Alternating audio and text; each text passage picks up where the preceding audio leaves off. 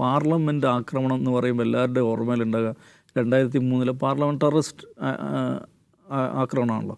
ശരിയാണ്, ഒരു ടെററിസ്റ്റ് ആക്രമണം എന്നുള്ള നിലക്കുള്ള ആദ്യത്തെയാണ്. പക്ഷേ അതിന് മുമ്പ് ഇന്ത്യൻ പാർലമെൻറ്റിലേക്ക് കടന്നു കയറി വലിയ തോതിൽ അക്രമ പ്രവർത്തനം നടന്ന സംഭവം ഉണ്ടായിരുന്നു 1966 നവംബറിൽ.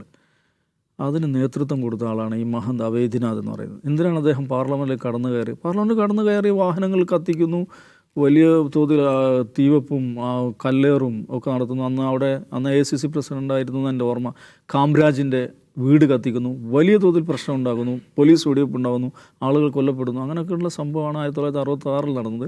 അതിന് നേതൃത്വം കൊടുത്ത ഈ മഹന്ത് അവൈദ്യനാഥ് എന്ന് പറയുന്നത് ഇദ്ദേഹത്തിൻ്റെ ഗുരുവാണ്. അതിൻ്റെ ഡിമാൻഡ് എന്തായിരുന്നായിരുന്നു? ഈ ഗോവധം രാജ്യവ്യാപകമായി ഗോവധ നിരോധനം രാജ്യവ്യാപകമായി നടപ്പിലാക്കുക എന്നുള്ളായിരുന്നു. അപ്പോൾ ഗോവധ നിരോധനം എന്നുള്ളത് ഏറ്റവും പ്രധാനപ്പെട്ട ഒരു അജണ്ടയായി. അതിൻ്റെ പേരിൽ അതിനു വേണ്ടിയിട്ട് അക്രമാസക്തമായ സമരം നയിച്ച, പാർലമെൻറ്റിലേക്ക് വരെ അതിക്രമിച്ച് കയറിയ ലക്ഷക്കണക്കിന് ആളുകളായിട്ടാണ് പാർലമെൻറ്റിലേക്ക് വന്നതെന്ന് മനസ്സിലാക്കണം. അങ്ങനത്തെ ഒരു പാരമ്പര്യത്തിൽപ്പെട്ട ആളാണ്. നോക്കൂ, ഗോവധം നിരോധനം എന്ന് ഇവർ ആവശ്യപ്പെടുമ്പോൾ എന്ന് പറഞ്ഞാൽ ഗോമാംസം ഭക്ഷിക്കരുതെന്നാണല്ലോ പറയുന്നതിൻ്റെ അർത്ഥം. ആ ഒരു നിലപാട് സ്വീകരിക്കുമ്പോൾ എങ്ങനെയാണ് ഈ പറയുന്ന ഹിന്ദു ഏകത എന്ന് പറയുന്ന കാര്യം സാധ്യമാവുക എന്ന പ്രശ്നമുണ്ടല്ലോ.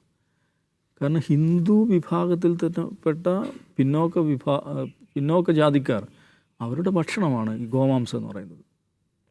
അപ്പോൾ ഇവർക്കിത് കാസ്റ്റിനതീതമായ, ജാതിക്കതീതമായ, ജാതിയെ ട്രാൻസെൻഡ് ചെയ്യുന്ന ഒരു ഐഡിയോളജിയാണ് ഞങ്ങളുടേതെന്ന് പറയുമ്പോൾ തന്നെ അതിനകത്തുള്ള പലതരം ആന്തരിക വൈരുദ്ധ്യങ്ങൾ അവരതിന് തടയുന്നുണ്ട്. ഇപ്പോൾ RSS ഇപ്പോൾ 100ാം വാർഷികം ആഘോഷിക്കുകയാണ്. ആളുകൾ RSSൻ്റെ മഹത്വത്തെക്കുറിച്ച് 100 വർഷം എത്തിയതിനെക്കുറിച്ചൊക്കെ പല രീതിയിൽ ഉപന്യസിക്കുകയും വീഡിയോകൾ ഇറക്കുകയൊക്കെ ചെയ്യുന്നുണ്ട്. തീർച്ചയായും 100 വർഷം എന്ന് പറയുന്നത് ഒരു പ്രസ്ഥാനം സംബന്ധിച്ച് വളരെ പ്രധാനമാണ്. 100 വർഷം പിളർപ്പുകളില്ലാതെ, വലിയ ആഭ്യന്തര സംഘർഷങ്ങളില്ലാതെ ഒരു പ്രസ്ഥാനം മുന്നോട്ട് പോയി എന്നൊക്കെ വളരെ പ്രധാനമാണ്. പക്ഷേ ഈ 100ാം വർഷത്തിൽ RSS കേന്ദ്ര നേതൃത്വം മുന്നോട്ട് വെച്ച ഒരു 5 പദ്ധതിയുണ്ട്. പഞ്ച് പരിവർത്തൻ എന്ന് പറഞ്ഞിട്ട് 5 കാര്യങ്ങളാണ്. അത് സംഘടനയിലേക്കും സമാജത്തിലേക്കും അവർ നൽകുന്ന കാര്യങ്ങളാണ്. ഈ പഞ്ച് പരിവർത്തനിലെ ഒന്നാമത്തെ എന്താ അറിയോ? സാമാജിക് സമരസത എന്നുള്ളതാണ്. സാമാജിക് സമരസത എന്ന് പറയുന്നത് സോഷ്യൽ ഹാർമണി എന്ന് പറയുമ്പോൾ നമ്മൾ വിചാരിക്കും നമ്മളെ സമൂഹത്തിൽ ഭയങ്കര വർഗീയതയൊക്കെ ഇല്ലാതാക്കിയത്. അതല്ല. സാമാജിക് സമരസത എന്നതുകൊണ്ട് ഈ പഞ്ച് പരിവർത്തനത്തിലെ സാമാജിക് സമരസത എന്നുകൊണ്ട് അവരുദ്ദേശിക്കുന്നത് ജാതിക്കതീതമായി പ്രവർത്തിക്കുക എന്നുള്ളതാണ്. ജാതിയെ ട്രാൻസെൻഡ് ചെയ്യുന്ന രീതിയിൽ പ്രവർത്തിക്കുക എന്നുള്ളതാണ്. എന്ന് പറഞ്ഞാൽ അതിൻ്റെ അർത്ഥം എന്താണ്? 100 വർഷമാകുമ്പോൾ ഈ പ്രസ്ഥാനം വലിയ നേട്ടങ്ങൾ നേടിയെന്ന് അവകാശപ്പെടുന്ന പ്രസ്ഥാനം 100 വർഷമാകുമ്പോഴും അവർ കൊടുക്കുന്ന 5 പദ്ധതിയിലെ ആദ്യ ഇനം എഗൻ ബേസിൽ തന്നെ തുടങ്ങേണ്ടി വരികയാണ്. ജാതിയെ മറികടക്കുക, ജാതിയെ മറക്കുക എന്ന് പറഞ്ഞാൽ 100 വർഷം ഇത്രയും കാലം ഇത്രയധികം വിഭവങ്ങൾ ചെലവഴിച്ച് ഇത്രയധികം റിസോഴ്സുകളോടുകൂടി പ്രവർത്തിച്ചിട്ടും ആദ്യത്തെ സ്റ്റെപ്പ് കടക്കാൻ സാധിച്ചിട്ടില്ല എന്നുള്ളതാണ്. ഫസ്റ്റ് സ്റ്റെപ്പ് ഇപ്പോഴും എന്താണ്?